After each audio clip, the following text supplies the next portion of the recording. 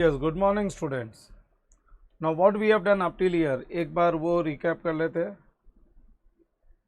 See, up till now, I've actually started with related party disclosure. This is a new accounting standard.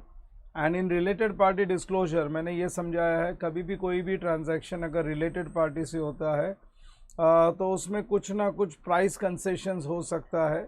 अच्छा नहीं भी हो फिर भी accounting standard 24 requires, India's 24 requires कि related party के साथ ट्रांजैक्शंस अगर होता है तो उसका डिस्क्लोजर इज़ मस्ट, उसका डिस्क्लोजर कंपलसरी है. रिलेटेड पार्टी में ऐसी इंडिविजुअल की रिलेटेड पार्टीज फाइंड करना बहुत सिंपल है, लेकिन कंपनीज़ की रिलेटेड पार्टी फाइंड करना थोड़ा सा डिफ़िकल्ट है. मैंने कंप्लीट लेक्चर में आइडेंटिफिकेशन ऑफ रिलेटेड पार्टी सिखाया था और इसमें रिलेटेड पार्टी हम लोग हमारे लिए रिपोर्टिंग एंटरप्राइज कौन होगी. Indians is always applied on listed companies and unlisted companies about 250 crores. So reporting enterprise will be company. लेकिन कंपनी के लिए रिलेटेड पार्टी या तो नेचुरल पर्सन हो सकता है, कोई पर्सन हो सकता है, या फिर कोई दूसरी कंपनी हो सकती है. तो मैंने फर्स्ट पार्ट कवर किया था if related party is a person. अगर रिलेटेड पार्टी एक पर्सन है तो उसमें मैंने 5 या 6 केसेस डिस्कस किए, 6 केसेस डिस्कस किए. अगर रिलेटेड पार्टी कोई पर्सन है तो उसमें पहला केस नंबर 1 था if the person controls the enterprise. अगर कोई पर्सन ने हमारे कंपनी का 50% से ज़्यादा शेयर्स खरीद के रखा है तो वो पर्सन एक्स लिमिटेड का अगर 60% शेयर्स खरीद के रखा है मिस्टर राम ने, तो राम ही नहीं, राम के क्लोज फैमिली मेम्बर्स भी रिलेटेड पार्टीज है.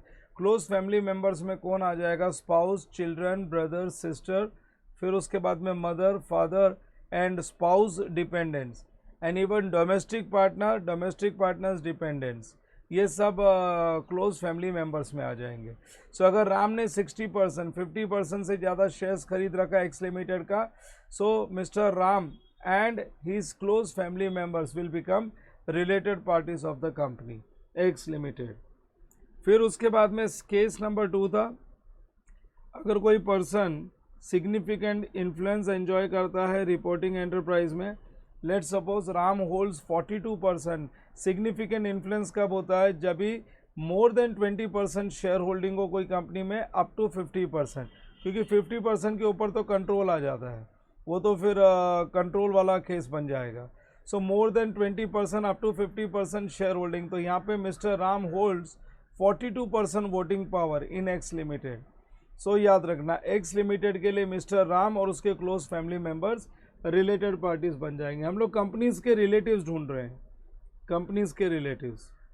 यहाँ पे मैंने लिख के दिया है रिपोर्टिंग एंटरप्राइज देख लो, यहाँ पे लिख के दिया है reporting enterprise is always a company and not the individuals. Third case क्या था?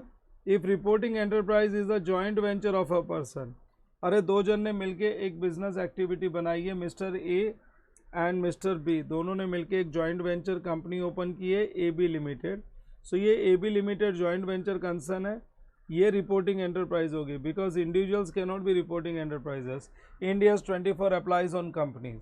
सो ए बी लिमिटेड के लिए मिस्टर ए रिलेटेड पार्टी है, A and his family members, mister B and his family members. लेकिन ए और B आपस में कोई रिलेटेड पार्टीज नहीं है, वैसे वो रिपोर्टिंग एंटरप्राइज हो भी नहीं सकते क्योंकि वो पर्सनस है. फिर उसके बाद में अगला था if a person is K M P in a company. K M P means key management person. Key management person का कोई डेजिग्नेशन नहीं होता है, उसकी कोई क्वालिफिकेशन नहीं होती है, कोई ज़रूरत नहीं कोई क्वालिफिकेशन की, कोई डेजिग्नेशन की.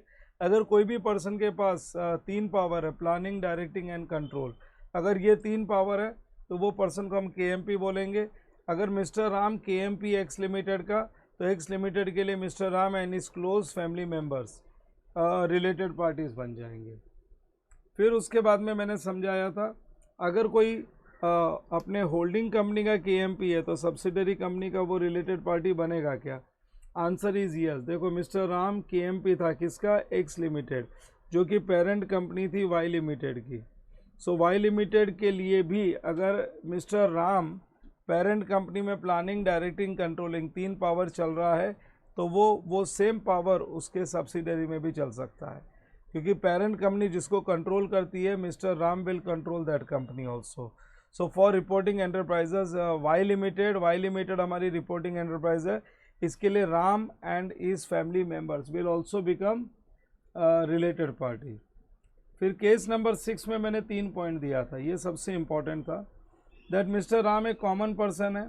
देख लो ये फर्स्ट वाले एग्जाम्पल ए में मिस्टर राम कॉमन पर्सन है, एक्स लिमिटेड में वाई लिमिटेड में। एक्स लिमिटेड में उसकी 60% शेयर होल्डिंग है और वाई लिमिटेड में उसकी 40% शेयर होल्डिंग है। तो फिर मिस्टर राम एक्स लिमिटेड के लिए तो मिस्टर राम रिलेटेड पार्टी है, वाई लिमिटेड के लिए भी मिस्टर राम रिलेटेड पार्टी है, लेकिन एक्स लिमिटेड वाई लिमिटेड भी रिलेटेड पार्टी हो जाते हैं क्योंकि मिस्टर राम का एक रिलेशन में कंट्रोल है। कोई भी एक रिलेशन में कंट्रोल है, इसका मतलब है मिस्टर राम ऐसे ट्रांजैक्शंस करवा सकता है जो कि मार्केट रेट पे नहीं हो। दूसरे केस में दोनों जगह पे, बी वाले में देखो एक में 70 और दूसरे में 60, दोनों जगह पे देखो ना, यहाँ पे 70 और यहाँ पे 60%, दोनों ही रिलेशनशिप में उसका कंट्रोल है। सो कंट्रोल होने से एक्स लिमिटेड के लिए मिस्टर राम रिलेटेड पार्टी है, वाई लिमिटेड के लिए मिस्टर राम रिलेटेड पार्टी है। At the same time X limited के लिए मिस्टर राम ही नहीं, वाई लिमिटेड भी रिलेटेड पार्टी है, और वाई लिमिटेड के लिए मिस्टर राम और X limited, in short X limited Y limited भी रिलेटेड पार्टी बन जाता है। तीसरे वाले केस में भी एक रिलेशन में कंट्रोल है। सो कहीं पे भी एक रिलेशनशिप में अगर कंट्रोल आ जाए ना, तो फिर ये एक एंटरप्राइज है ना एक्स लिमिटेड वाई लिमिटेड, जहाँ पे मिस्टर राम कॉमन है, ये दोनों रिलेटेड पार्टीज बन जाएंगे। ये देखो और 3 एग्जाम्पल है, इसमें कहीं पे भी राम का कंट्रोल नहीं है। यहाँ पे भी KMP, यहाँ पे भी KMP, यहाँ पे KMP, यहाँ पे सिग्निफिकेंट इन्फ्लुएंस, यहाँ पे सिग्निफिकेंट इन्फ्लुएंस, यहाँ पे भी सिग्निफिकेंट इन्फ्लुएंस। कोई भी रिलेशनशिप में कंट्रोल नहीं है। तो एक्स लिमिटेड वाई लिमिटेड के लिए तो मिस्टर राम रिलेटेड पार्टी, लेकिन एक्स लिमिटेड वाई लिमिटेड एक दूसरे के रिलेटेड पार्टीज नहीं है। तो इन शॉर्ट मैंने जो पॉइंट्स अभी तक कवर किए हैं ना, वो मैं बता देता हूँ। सबसे पहला बोला, अगर कोई पर्सन का कंट्रोल है, मोर देन 50% शेयर होल्डिंग है अगर कंपनी में, तो कंपनी के लिए वो पर्सन और उसके close family members related parties होते हैं। नंबर 2, अगर कोई पर्सन का सिग्निफिकेंट इन्फ्लुएंस है, तो कंपनी के लिए वो पर्सन, सिग्निफिकेंट इन्फ्लुएंस का मतलब है more than 20% share holding up to 50%, तो कंपनी के लिए वो पर्सन और उसके close family members related parties बन जाएंगे। थर्ड एग्जांपल, अगर कोई पर्सन कोई जॉइंट वेंचर बना रखा है, थर्ड वाला वही था ना, जॉइंट वेंचर ही था ना, थर्ड केस मेरा जॉइंट वेंचर का ही था। एक बार देख लेता हूँ मैं। पहला वाला केस कंट्रोल का था, दूसरा सिग्निफिकेंट इन्फ्लुएंस का था, और तीसरा जॉइंट वेंचर का था। अगर कोई 2 पर्सन ने मिलकर जॉइंट वेंचर बना रखा है, तो जॉइंट वेंचर के लिए दोनों पर्सन और उनके फैमिली मेंबर्स रिलेटेड पार्टीज बन जाएंगे, लेकिन वो दोनों पर्सन आपस में एक दूसरे के रिलेटेड पार्टीज नहीं होंगे। फिर उसके बाद में कोई पर्सन अगर कंपनी का KMP है, तो वो रिलेटेड पार्टी बन जाएगा कंपनी के लिए। For company that person and is close family members will be related party. अगर होल्डिंग कंपनी का KMP है, तो सब्सिडरी कंपनी के लिए भी अगर रिपोर्टिंग एंटरप्राइज सब्सिडरी कंपनी है, उसके लिए भी वो पर्सन और उसके close family members will be related parties. लेकिन अगर एक पर्सन 2 जगह पे कॉमन है और दोनों में से कोई भी एक रिलेशनशिप में उसका कंट्रोल है, तो वहाँ पे रिलेटेड पार्टी ट्रांजैक्शन, इनफैक्ट वहाँ पे रिलेटेड पार्टी रिलेशनशिप वो दोनों कंपनी के बीच में भी हो जाएगा।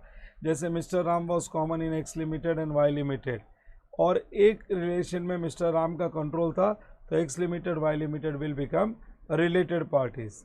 चलो यहाँ तक अभी तक मैंने करवाया था, एक पूरा रिकैप कर दिया है। इसके आगे फिर हम लोग नया लेक्चर शुरू करेंगे।